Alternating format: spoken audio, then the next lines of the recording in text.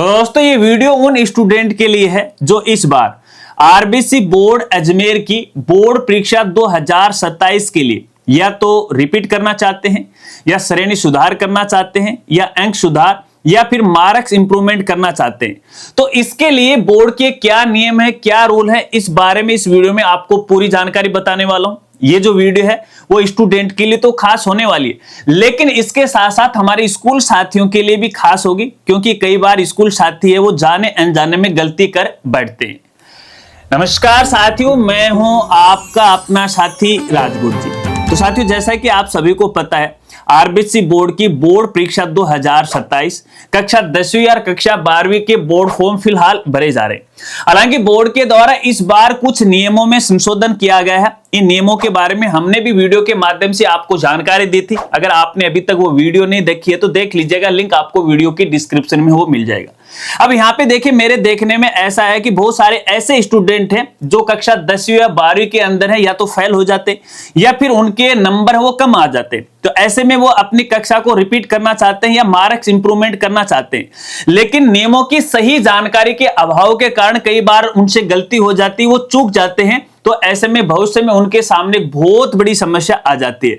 आपके सामने इस प्रकार की ये समस्या नहीं आए तो बोर्ड के क्या नियम है उनके बारे में आपको कुछ बेसिक जानकारी है वो बता रहा हूं। दोस्तों, आपको यहां पे सबसे पहले बताना चाहूंगा, देखिएगा, जब भी कोई स्टूडेंट ये बोर्ड के फॉर्म भरते हैं तो इनकी अलग अलग कैटेगरी होती है, अलग अलग श्रेणी होती है। इन कैटेगरियों में ही उनका आवेदन फॉर्म है वो भरा जाता है। तो सबसे पहले अपन कैटेगरी की बात कर लेते हैं। देखिएगा, कैटेगरी नंबर 1 ये ऐसी कैटेगरी है जिसके अंदर है, देखिए अभी फिलहाल आगे जितने भी मैं नियम आपको बता रहा हूं वो कक्षा 10वीं और कक्षा 12वीं दोनों पे लागू हो रही, और जहां पे थोड़ा सा चेंज होगा तो मैं आपको कक्षा का नाम है वो बता दूंगा।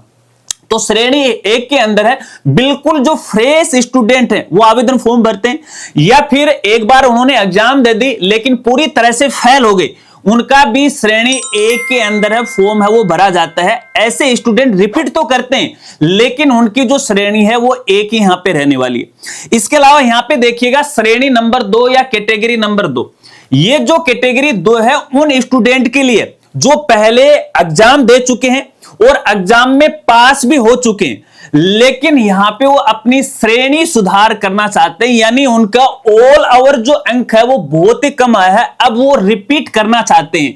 तो ऐसे जो स्टूडेंट है उनका कैटेगरी 2 में फॉर्म है वो भरा जाता है। अब यहां पे खास जानकारी आपको बताना चाहूंगा, देखिएगा, कैटेगरी 2 के अंदर केवल उन्हीं स्टूडेंट का फॉर्म भरा जाएगा जो पहले एग्जाम दे चुके हैं और पास हो चुके हैं। ध्यान रखना, यहां पे निरंतरता वर्ष, अब यहां पे एक शब्द आया है निरंतरता वर्ष, इसका मतलब है कि आपको ये रेगुलर ही देना पड़ेगा। एग्जाम्पल के लिए मान लेते हैं, जैसे आपने बोर्ड परीक्षा 2026 की एग्जाम दी है और अभी 27 की होने वाली है, तो ये निरंतरता वर्ष है। अगर यही एग्जाम आप 2028 में दोगे तो आप नहीं दे पाओगे। इस बात को आपको खास तौर पे ध्यान रखना है। तो ऐसे में सबसे पहले तो मैं सभी स्टूडेंट को ये बता देता हूं, यदि आप रिपीट करना चाहते हो, अंक सुधार करना चाहते हो, मार्क्स इंप्रूवमेंट करना चाहते हो, तो भैया निरंतरता वर्ष के अंदर ही आपको है एग्जाम फॉर्म भरना और एग्जाम यहां पे देनी है। तो कैटेगरी 2 के अंदर केवल एक मौका आपको दिया जाएगा। ध्यान रखना, यदि आपने कक्षा 12वीं की परीक्षा दी है और 12वीं के अंदर जो जो विषय की आपने एग्जाम दी है, केवल उन्हीं विषयों की आप एग्जाम दे सकते हैं। ऐसा नहीं, मान लेते हैं कि पिछले वर्ष आपने बायो से एग्जाम दी लेकिन अब आप श्रेणी सुधार करना चाहते हो, इस बार आप सोच रहे हो कि मैं बायो को हटा के है मैथ से ये बोर्ड फॉर्म भर दूं, तो ऐसा संभव नहीं है। हाँ, यहां पे एक अल्टरनेट है आपके लिए, इसके लिए आप एडिशनल अतिरिक्त विषय है वो ले सकते हो। अगर पहले आपको बायो है तो इस बार आप मैथ है वो एडिशनल सब्जेक्ट के रूप में ले सकते हो, और ये एडिशनल सब्जेक्ट के अंदर केवल आपको पास होना है। इनके जो मार्क्स हैं वो टोटल मार्क्स के अंदर काउंट नहीं किए जाते। ये बात सभी संकायों पे लागू होती है, चाहे वो आर्ट्स हो, चाहे वो कॉमर्स हो, या फिर अपनी साइंस हो, या फिर कक्षा 10वीं की क्यों बात ना हो। ठीक है, तो ये है श्रेणी नंबर 2। अब बात करते हैं यहां पे कैटेगरी नंबर 4। देखिएगा, कैटेगरी 4 के अंदर केवल वही स्टूडेंट आवेदन फॉर्म भर सकते हैं जिनको अतिरिक्त विषय लेना। मान लेते हैं यहां पे कि आपने पिछले वर्ष है बायो के साथ कक्षा 12वीं पास की, लेकिन अब आप मैथ भी लेना चाहते हो, तो ये जो आपका मैथ गणित विषय है वो अतिरिक्त विषय होगा, एडिशनल विषय होगा। तो एडिशनल विषय के लिए है आपको कैटेगरी नंबर 4 में फॉर्म भरना। ध्यान रखना ये भी निरंतरता वर्ष में होनी चाहिए, तुरंत अगले साल आपको ये एग्जाम देनी होगी। अगर बीच में गैप हो जाएगा 1-2 साल का तो फिर आपको बोर्ड है इसके लिए मौका वो नहीं दिया जाएगा। अब यहां पे आती है कैटेगरी नंबर 6 जो कि सबसे इंपॉर्टेंट है और स्टूडेंट के लिए फायदेमंद है, क्योंकि यहां पे देखिए मेरे देखने में है बहुत सारे स्कूल साथी भी गलती करते हैं, स्टूडेंट साथी भी गलती करते हैं। जैसे उनके कक्षा के अंदर नंबर कम आए बोर्ड के तो वो क्या करते हैं, रिपीट करते हैं और पूरे ही सब्जेक्ट है वो रिपीट करते हैं। तो ऐसे में आपको जितने भी 5-6 सब्जेक्ट हैं उनको दोबारा पढ़ना पड़ता है और उतना का उतना ही बोझ आपके सर माथे पे आ जाता है, क्योंकि इन 5-6 सब्जेक्ट में 1-2 सब्जेक्ट तो ऐसे होंगे जिसके अंदर है आपके मार्क्स बहुत ज्यादा होंगे, 70, 80, 90% होंगे। ऐसे में आपको सभी सब्जेक्ट की एग्जाम देने की कोई आवश्यकता नहीं है। जिन जिन विषयों के अंदर आपके मार्क्स कम आए हैं उन्हीं विषयों की आप एग्जाम दे सकते हैं और ये एग्जाम देने के लिए आपको बोर्ड की कैटेगरी नंबर 6 में बोर्ड फॉर्म भरना पड़ेगा। अब इसमें ऐसा है, मान लीजिएगा कि जैसे कोई आपके 5 विषय, इन 5 विषयों के अंदर है 3 विषयों के अंदर आपके 80, 90% नंबर आ रहे, लेकिन 2 विषयों के अंदर है आपके 60% है या 100% जो भी है, यानी बहुत कम मार्क्स आ रहे हैं। तो केवल आप 2 सब्जेक्ट की एग्जाम दे सकते हो। इसका मतलब यह है कि आपको पूरे सब्जेक्ट पढ़ने की बजाय केवल 2 सब्जेक्ट पढ़ने पड़ेंगे। इससे आपका जो भार कम होगा और आपका जो पूरा जो फोकस है वो भैया इन 2 सब्जेक्ट पे ही रहने वाला है। तो ऐसे में यहां पे देखिएगा ऐसे स्टूडेंट हैं जो यहां पे रिपीट करना चाहते हैं, अगर किसी विषय के अंदर आपके अच्छे मार्क्स हैं तो भैया आपको कैटेगरी 2 की बजाय कैटेगरी 6 के अंदर है आपको ये बोर्ड फॉर्म भरना चाहिए। ध्यान रखना यहां पे जैसे ही आप कैटेगरी 6 के अंदर बोर्ड फॉर्म भरोगे तो यहां पे देखिएगा आपको नियम वही लागू होंगे जो पिछले साल आप पे लागू है, यानी यदि आपने रेगुलर किया है तो आपको रेगुलर स्कूल ही जाना पड़ेगा। इसके साथ साथ यहां पे खास बात यह है कि यदि आपका कोई प्रैक्टिकल सब्जेक्ट है तो उसके प्रैक्टिकल एग्जाम भी आपको देनी पड़ेगी। स्कूल के द्वारा जो सत्रांक या सेशनल मार्क भेजे जाते हैं वो भी भेजे जाएंगे, लेकिन यहां पे देखिएगा जैसे ही आप ये 2 या 3 सब्जेक्ट की एग्जाम देते हो, देखिए इसके अंदर यानी कैटेगरी 6 के अंदर मिनिमम 1 सब्जेक्ट और अधिकतम आप 4 सब्जेक्ट में आवेदन कर सकते हो। अब जैसे आपने 2 सब्जेक्ट, 1 सब्जेक्ट या 3 सब्जेक्ट में आवेदन कर दिया और उनकी आप एग्जाम भी दे दे तो बोर्ड के द्वारा रिजल्ट जारी किया जाता।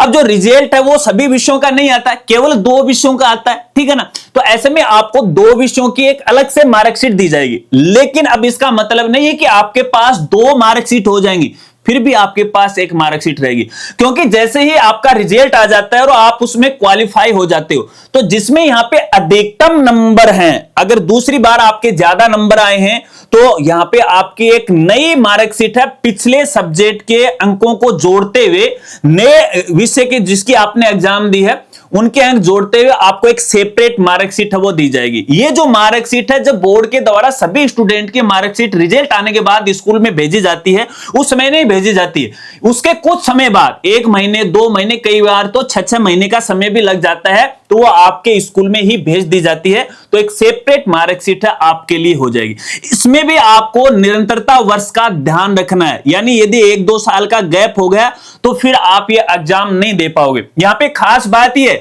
चाहे वो श्रेणी सुधार का हो या फिर अंक या मार्क्स इंप्रूवमेंट का हो, यदि आप एग्जाम में बैठते हो या नहीं बैठते हो इसका कोई मतलब नहीं है, केवल आपको एक मौका दिया जाएगा। यदि आप फेल हो जाते हो तो फिर भी आपको पुनः मौका नहीं दिया जाएगा। इस बात को आपको खास तौर पे ध्यान रखना। चलिए इसके अलावा यहां पे देखिएगा कई बार स्टूडेंट ने मेरे से इस बारे में पूछा है, हालांकि देखिएगा ये जो वीडियो है वह स्टूडेंट की रिक्वेस्ट पे बना रहा हूं। उन्होंने वो कहा है कि सर क्या करें, मार्क्स इंप्रूवमेंट कैसे करें, सिंगल मार्कशीट आएगी या नहीं आएगी। तो मैंने उनको कहा कि हमारी लास्ट ईयर की वीडियो वो देख लीजिएगा, समझ जाओगे। तो कुछ स्टूडेंट हट पे आ गए, नहीं क्योंकि यार बाड़ा क्या मानते हैं गुरुजी नई वीडियो बनाओ। तो भैया ये नई वीडियो आपके लिए बना रहा हूं, इसके लिए देखिए लाइक बनता है और वीडियो को शेयर बनता है, ठीक है। तो यहां पे कई स्टूडेंट ने मेरे से ये पूछा है कि हमारे पहले जो संकाय था, मान लेते हैं कि विज्ञान वर्ग या साइंस था, ठीक है, लेकिन अब हम आर्ट्स से करना चाहते, अब हम कॉमर्स से करना चाहते, तो क्या यह संभव है? जी हां, बिल्कुल यहां पे संभव है, ऐसा आप कर सकते हो। यदि आप यहां पे संकाय परिवर्तन करना चाहते हो या दूसरा लेना चाहते हो तो इसके लिए आपको कैटेगरी 8 में फॉर्म भरना पड़ेगा और कैटेगरी 8 के अंदर आपको निरंतरता वर्ष की आवश्यकता नहीं होती है। मान लेते हैं कि आपने वर्ष 2026 में कक्षा 12वीं पास की है, लेकिन 2 साल या 3 साल बाद में आपका मानस बन गया कि अब मैं तो 8 से कक्षा 12वीं करना चाहता हूं, तो 3 साल के बाद भी आप ये काम कर सकते हो, लेकिन यहां पे केवल आपको एक मौका दिया जाएगा।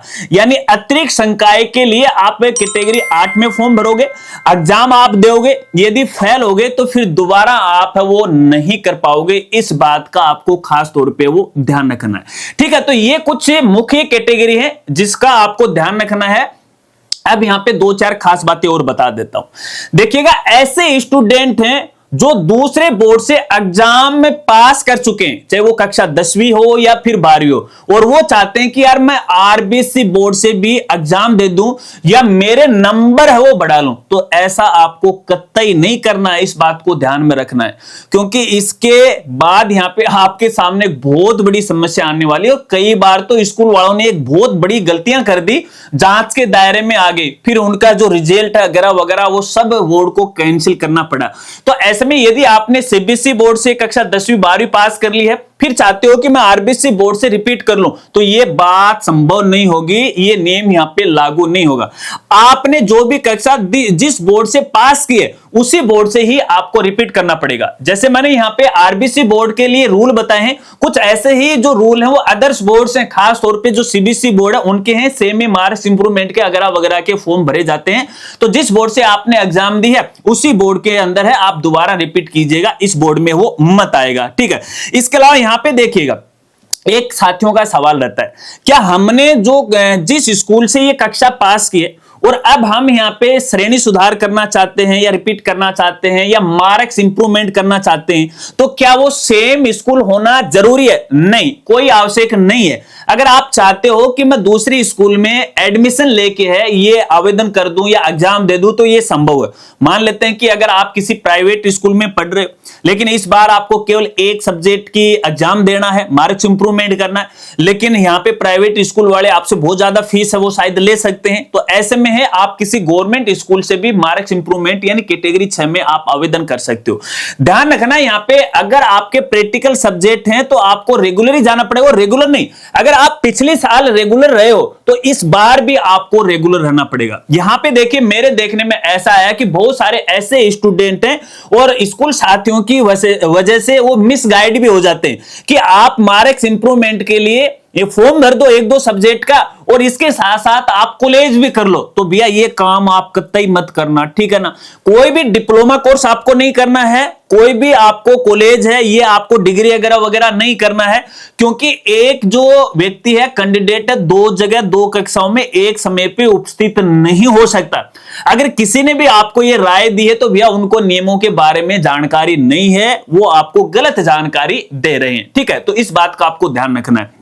बाकी इसके अलावा यदि आप प्राइवेट स्टूडेंट हो, सहपाठी हो, तो आप उस हिसाब से है वो फॉर्म है वो भर सकते हो। अब यहां पे देखिएगा, आप प्राइवेट के आधार पे फॉर्म मत भरना, ठीक है ना, कि अब हमने रेगुलर कर दिया चलो अब मैं प्राइवेट के आधार पे फॉर्म भर देता हूं, क्योंकि प्राइवेट वाले के अंदर थोड़ा लफड़ा यहां पे रहता है। अब चलते चलते एक जैसे प्राइवेट स्टूडेंट का नाम आ गया तो उनको भी बता देता हूं कि बहुत सारे स्टूडेंट ने मेरे से ये पूछा है कि हम प्राइवेट फॉर्म भरना चाहते हैं तो क्या साइंस विषय के लिए भर सकते हैं? नहीं भैया, एक सीधी सी बात ये, आप जो प्राइवेट फॉर्म केवल उन्हीं सब्जेक्ट का भर सकते हो जिसके अंदर प्रैक्टिकल नहीं है। ध्यान रखना, यदि प्रैक्टिकल सब्जेक्ट है तो भैया आपको रेगुलर ही फॉर्म भरना पड़ेगा किसी स्कूल के माध्यम से। आशा रखता हूं अब आप अच्छी तरह से वो समझ गए होंगे। अगर वीडियो जानकारी आपको अच्छी लगी तो फिर कहूंगा लाइक करना और शेयर करना, और इसके अलावा भी यदि आपके कोई सवाल है तो बेझिझक आप इस वीडियो के कमेंट में है अपना कमेंट लिखिएगा, विस्तार से मुझे समझाएगा, कोशिश करूंगा कि मैं आपके मैसेज का रिप्लाई करूं।